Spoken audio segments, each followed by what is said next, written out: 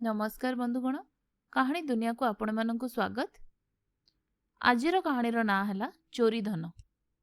गोटे मंदिर प्रांगण रे जड़े ब्राह्मण पुराण पाठ करुले।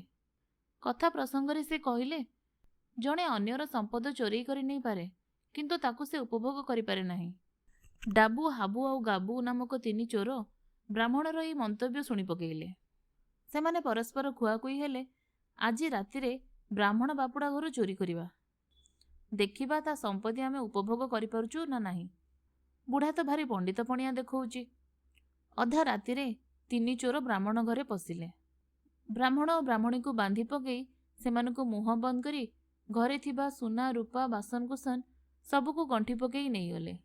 गाँ बाहर पहुंची सेमाने सेमानक अभ्यास मुताबक चोरा संपद तक कौनसी स्थान रे पोती पकई घरे आसी ताकु निज निज भितर बांटी नेबे बोली स्थिर कले। तापरे गात खोली गंठिली पोतिले आउ भिन्न भिन्न दिगकू चलीगले। किंतु तीन जण जाक बहु दिनरु परस्पर को ईर्षा करुथांदी। सेथर प्रत्येक मने मने स्थिर कले, ए धनतक मु एका मारी नेबी।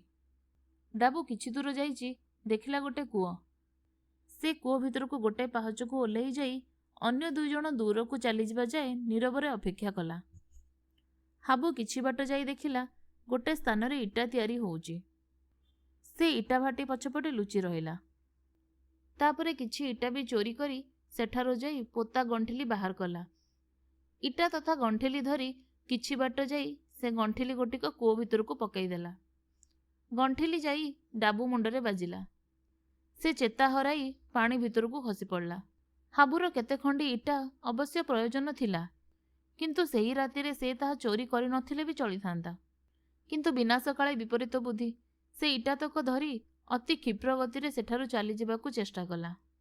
इटा भाटीर लोके ता शब्द शुणी पारले, तेबे प्रथमे से प्रति ध्यान देले नाही। किछि समय बीतीगला, किंतु हाबू इटा गंठिली धरी जीवा बाटरे गाबू हाबड़े पड़िला। गाबू भाबिला से धन गंठिली ही धरिछि, आउ विश्वासघातक बोली पाटी करी से हाबू को लाठी रे बाड़ई देला। हाबू चित्कार करी पड़ीगला। से चित्कार रे इटा भाटीर लोके दौड़ी आसिले। से माने गाबू को धरी पकाइले। गाबू ही इटा चोरी करी पलाई जाउथला बोली सिद्धांत करी से माने ताकू बोहे छेचिले। सकाळे लोके पानी आनिबाकू आसी डाबू को सेठारे देखिले। तिनी हे परस्पर विरुद्ध रे अभियोग कले, आउ विचार रे दंड पाइले। कूओ भितरु ब्राह्मणर संपत्ति बाहरिला, आउ ताकू ब्राह्मण को फेरस्त कर दियागला।